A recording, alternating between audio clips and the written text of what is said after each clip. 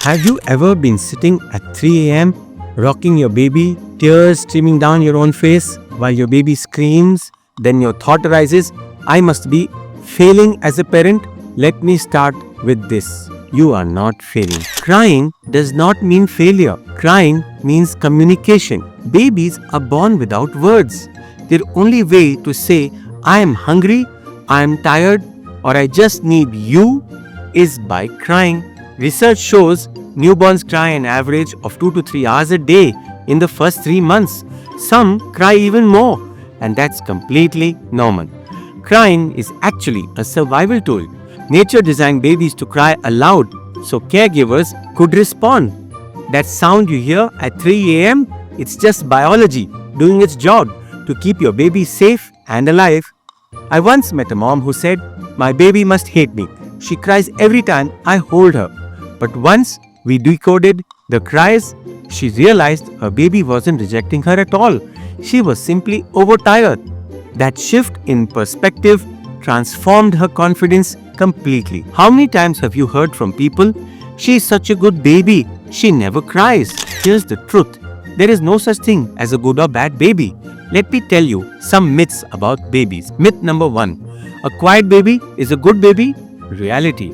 Every baby cries. Crying doesn't make you good or bad. Myth number 2. Crying means hunger. Reality. Crying has multiple meanings. Hunger, sleep, gas, overstimulation. Myth number 3. Picking up a crying baby spoils them. Reality. Responding actually builds trust and emotional security. One dad I worked with told me his family pressured him to let the baby cry it out. But when he started responding consistently, his baby actually cried less. Why? Because the baby trusted the father would show up. Let's be honest. When your baby cries, your whole body reacts. Your chest tightens, your pulse races, maybe you even feel panic or guilt. That's not weakness. It's biology. Crying activates a parent's stress response. Studies show cortisol spikes in the parent's brain when their baby cries. Evolution wired us this way, so we can act fast. But in today's world, it does sometimes feel overwhelming and makes parents feel hard on themselves. The good news is, once you understand this, you can stay calm instead of panicking. Why do newborns cry? Let's decode it.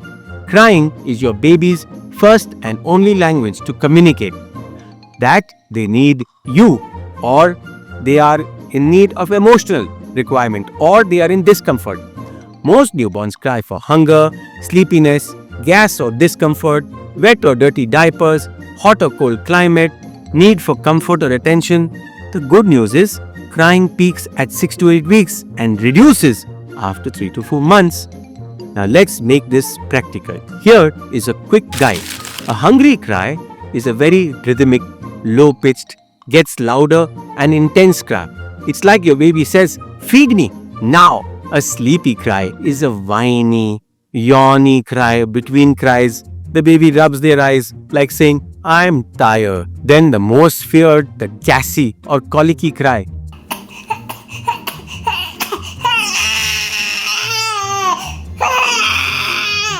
It's a high-pitched, intense cry. Your baby pulls their legs up and down, clenches the fists and whatnot, and takes longer to calm down. And then there is the my tummy hurts mama, that cry, the discomfort cry. It's fussy, inconsistent, wiggly movements like indicating they need a diaper change. And then you have a hot or cold cry, sudden, sharp, uncomfortable squirming, almost telling you, I don't like this temperature. And then they have the touch or the cuddle cry. It's a mild, intermittent cry which stops as soon as you pick up your baby, just telling you, I want you to be close to me. And then you have the overstimulated cry, the screechy, frustrated, turning their head away from lights and sounds, telling you, I've had enough.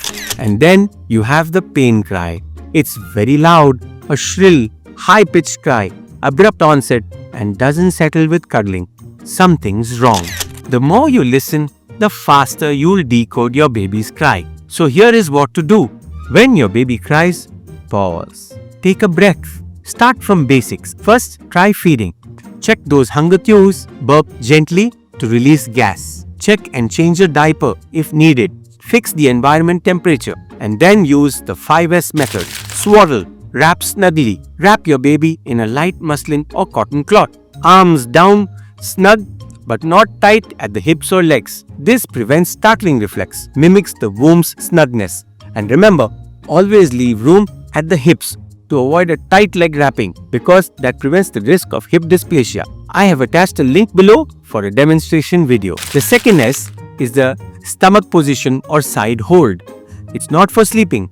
Babies come faster when held on their side or stomach, like in a womb. Hold your baby on their side, across your arm or tummy down on your forearm, called the colic hold. Remember, it's important. Always place your baby on their back to sleep.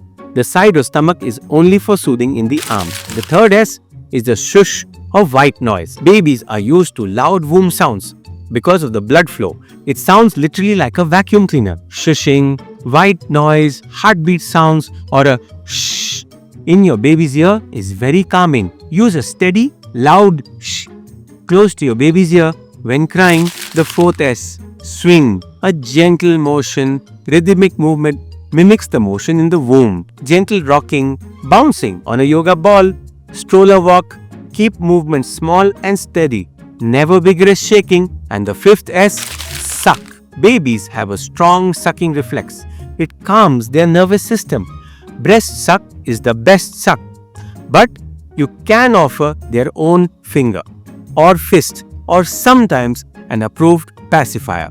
If breastfeeding is established, usually after 3 to 4 weeks, comfort sucking often shortens crying spells and helps baby self-soothe. The 5 S's trigger the calming reflex, an automatic switch off for crying.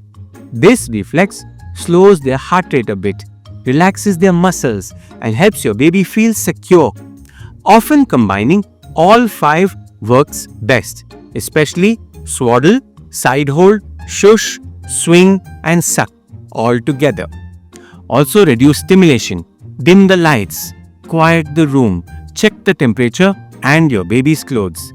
Tummy rubs or bicycle legs if gassy.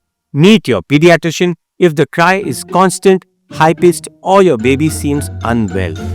When crying starts, follow the cry decoder as discussed.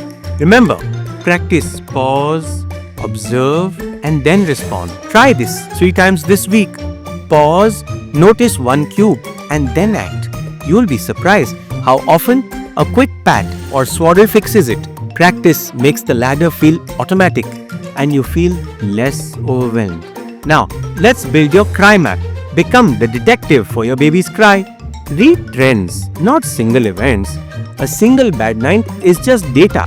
The weekly pattern is your teacher. Look for repeated times, triggers, and which fix worked most. That's how you move from guesswork to a reliable plan. Here is the pay attention part. Sometimes babies cry for hours, even when nothing seems wrong.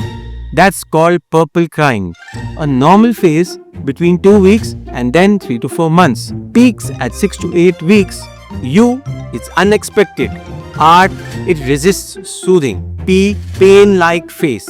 L, long-lasting. E, an evening cry. It's not dangerous. It's not your fault. It's simply part of development. Knowing this prevents guilt and protects against frustration or harmful responses like rocking your baby vigorously. Similarly, the witching hour sounds spooky for parents. It's an evening time cry when babies get extra fussy. Either way, it's just a passing phase. And yes, both end with a little magic and a lot of patience. So what is the witching hour? The witching hour is a daily period, usually late afternoon or evening between 5 to 11 p.m. when babies become unusually fussy, cry more, and are harder to soothe. It's most common in the first 2 to 3 months of life, peaks around 6 to 8 weeks, and improves by 3 to 4 months. So why does this happen? It's because the children still have an immature nervous system. Newborns can't regulate their own emotions or calm themselves yet. By evening, their nervous system is so overstimulated, crying is like their release button. The second reason is overtiredness leads to a cortisol spike. If baby misses a nap or is kept awake too long, the stress hormone cortisol rises. Evening is their natural low point in energy, so exhaustion makes fussiness worse. The third is baby's digestion is still immature. Gas, reflux or tummy pain is common, especially in the evening after a day of feed. The fourth, cluster feeding. Babies often want to feed every 30 to 60 minutes in the evenings. This is very common between 2 to 8 weeks. It's their way of tanking up calories before a longer night stretch. Then the fifth is the circadian rhythm immaturity. Their body clock isn't fully developed. Melatonin, cortisol, the balance is still unstable. By evening, overstimulation plus an immature rhythm leads to that crankiness. Colic, the sixth reason, peaks in late evenings. Unexplained crying for more than 3 hours a day, more than 3 days a week. Not dangerous, but very stressful for parents. Then there is that sensory overload. By evening, babies have had a full day of light, sounds, touch and interaction. Their brain says enough, and crying is a shutdown response.